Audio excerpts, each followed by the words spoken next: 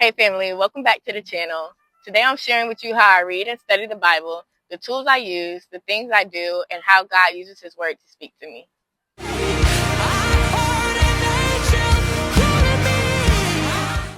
So whether you're new to studying the Bible or just need fresh inspiration, this is for you. Why I study the Bible. The Bible isn't just a book to me, it's God's infallible word.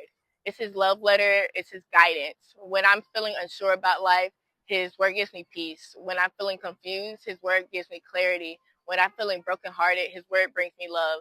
So I read just to get to know Him better. And the Bible says if you draw near to Him, He will draw near to you. So the more I read, the more I feel like God is drawing near to me. A couple verses that remind me why I stay in the Word of God is John 1, 1 through 5, and Isaiah 46, 4 through 5. John 1, 1 through 5 reads, "In the beginning was the Word, and the Word was with God, and the Word was God. He was with God in the beginning. All things were created through Him, and apart from Him, not one thing was created that has been created. In Him was life, and that life was the light of men. That light shines in the darkness, and yet the darkness did not overcome it." And Isaiah 46, 4 through 5 says, "I will be the same until your old age, and I will bear you up when you turn gray. I have made you, and I will carry you. I will bear you and rescue you. To whom will you compare me or make me equal? Who will you measure me with so that we should be like each other?" These verses keep me in remembrance because it shows me that my Father was here in the beginning and He was the light of the world, and that same light shines through within us. So when I read the word, it helps me adapt and become more like that light that He was when He was in the beginning with the Father and the Holy Spirit. He came to be the example, and then He breathe this word out so that we can follow the example and not be lost in darkness, because He gave us true light. And it's like the word testifies about Him, so who can I measure Him or compare Him to? And He will always love me and bear me and walk with me all the way through my old age. So for that, I can show Him love back by getting to know Him. I study the Bible because I want to know God personally, not just know about Him. It's how I hear God, it's how I learn from God, and it's how I stay devoted to Him daily. So let's talk about the tools I actually use to study the Bible. First, I use my actual Bible. I really like having a in-text Bible. I guess that's the word. I don't know. A real handheld Bible, not just my phone, because it allows me to just see God's word transform and come alive instead of being distracted by apps and all of those things on my phone. But I read out of the She Reads Truth Bible. The reason I love this Bible is because it has summaries at the beginning of books and throughout the text, just to help you understand the deeper meaning of the text, or and highlight anything that you may be confused on. It also breaks down the books and what it may be, whether it's like the Gospels, history, the prophets, poems. She provides all of that. And she also provides Bible study breakdowns, to where you can go week by week on how to read the chapter and cross references. And also, one thing I really love about the Bible, this Bible, is that she provides space where you can write notes and add things so that your Bible doesn't look all cluttered and you have a actual note-taking section. Second, I use journals. I really love journaling and note taking. The reason I use journals is to write down notes and study methods that I have, so therefore I can consume and understand the word and what the Holy Spirit gives to me as I read the word. And I can have record of it, just like how the Bible is a record of Jesus and God being real in His word. It's the same way I write notes, so I can have record and a testimonial that Christ was real to me, and how He's been transforming me and renewing me, and how I can understand more and more of Him, and how He reveals Himself to me in His word. And then I also turn those scriptures, or turn those thoughts, or turn whatever the Holy Spirit gives me into prayer points, and I write that and journal that as well. Lastly, I use my highlighters, sticky notes, pens, pencil, color pencils, markers, whatever you can think of. I use it. Sticky tabs, they're Bible tabs, notebook tabs.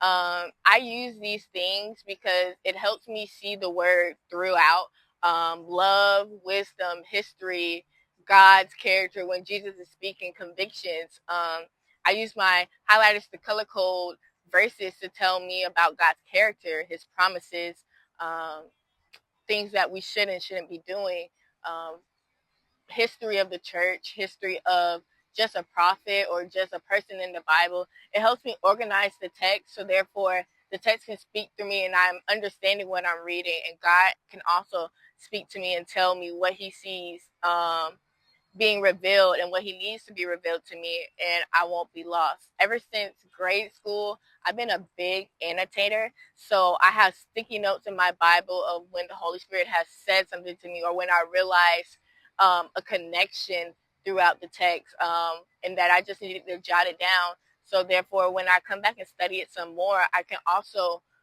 remember, and the Holy Spirit can pull into remembrance the things that I have wrote about and understood beforehand as well.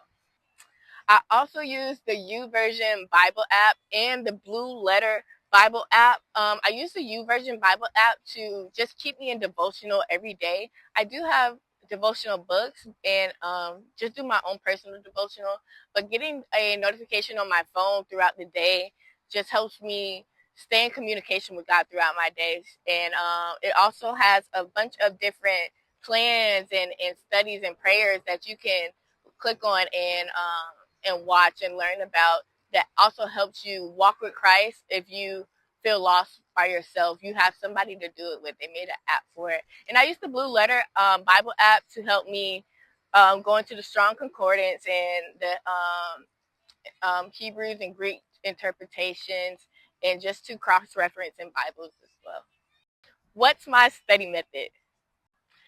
Okay, so here's how I actually study the Bible. I have come up with many different study methods and seen many different study methods that I've used, but currently I'm using the inductive study method, which is interpretation, observation, and application. I'll show you guys how I break it down with one of my favorite verses, Romans 8, 1 through 6. The text says, "Therefore, there is now no condemnation for those in Christ Jesus, because the law of the Spirit of life in Christ Jesus has set you free from the law of sin and death. For what the law could not do, since it was weakened by the flesh, God did. He condemned sin in the flesh by sending his own Son in the likeness of sinful flesh as a sin offering, in order that the law requirement would be fulfilled in us who do not walk according to the flesh, but according to the Spirit. For those who live according to the flesh have their minds set on things of the flesh, but those who live according to the Spirit have their minds set on things of the Spirit.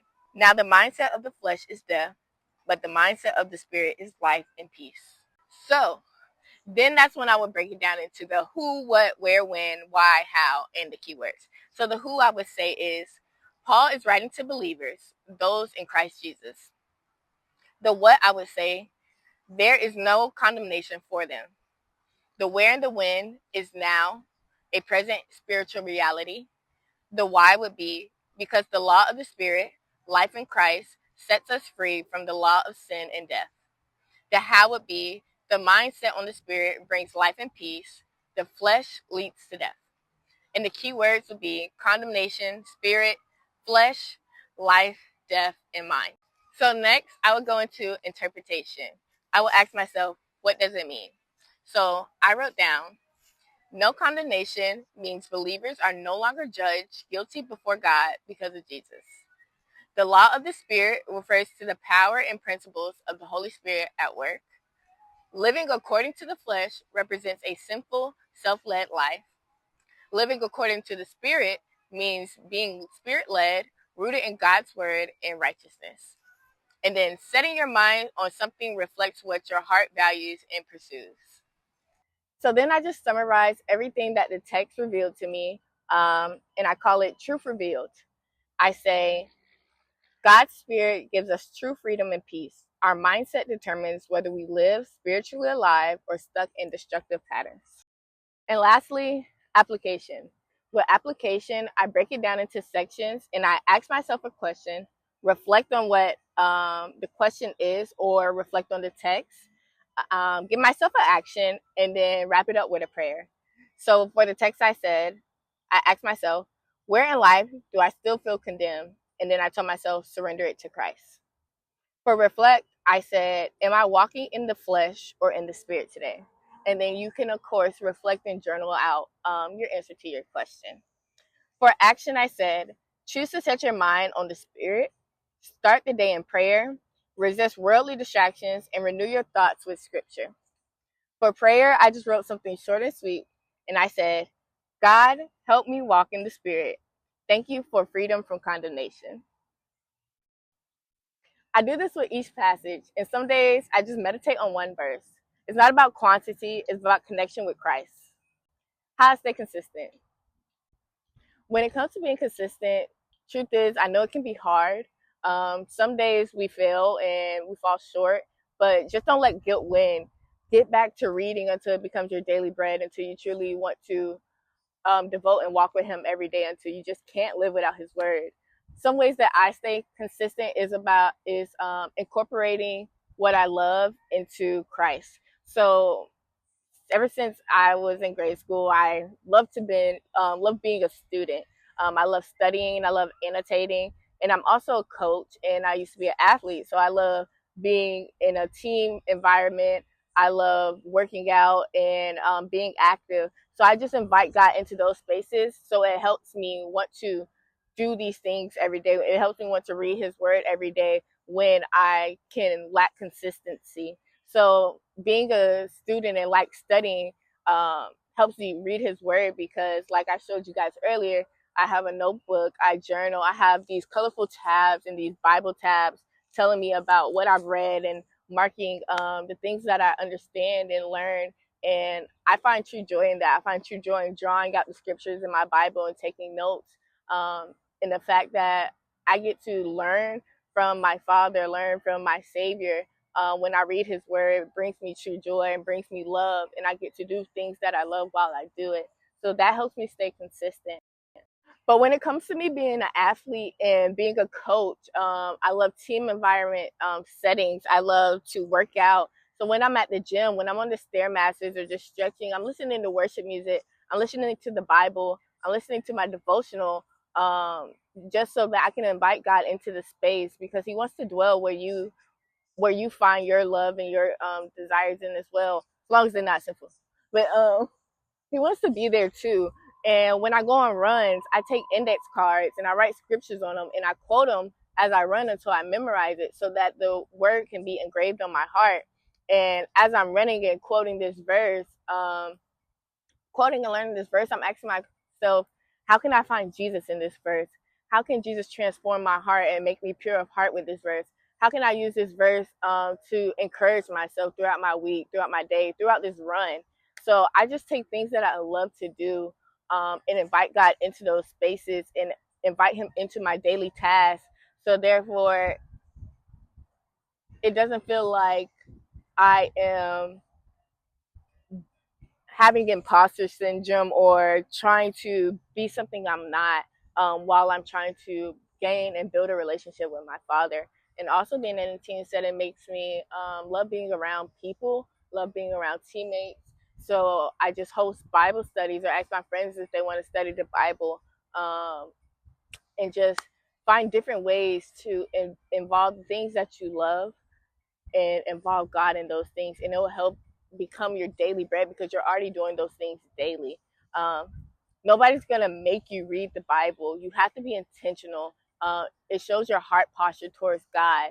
So some practical ways that you guys could involve God in your everyday is if you love to dance, or if you love to clean, or if you love to skate, or if you, who knows, I don't know, you can love a bunch of different things. If you like hiking, driving, um, I would just say involve God in those tasks. You have to want to develop that relationship with Him. You have to want to have the heart to bring God in and build a relationship with you because He already wants you in there. You have to want to be with Him. You have to want to seek Him.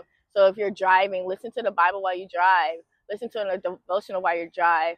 If you love to dance, read a scripture and learn that scripture and turn it into an interpretive dance and just dance your heart out and come up with a dance to that scripture. It doesn't even have to have music. You can make the music in your head with the verse. If you like to sing, just write a song about a verse and incorporate the verse in that song and sing it out and sing your praises to the Lord. If you like to clean, while you clean, put on the Bible and allow the word of God to minister to you, or put on worship music and let it minister to you. You can bring him into your day so it doesn't feel like you have to go out of your way to receive God, when God just wants to meet you with what you do. So that's some practical ways I would say you can bring Christ into your life. Bring him into your space if you feel like you can't receive God because you often have to go outside of things you love.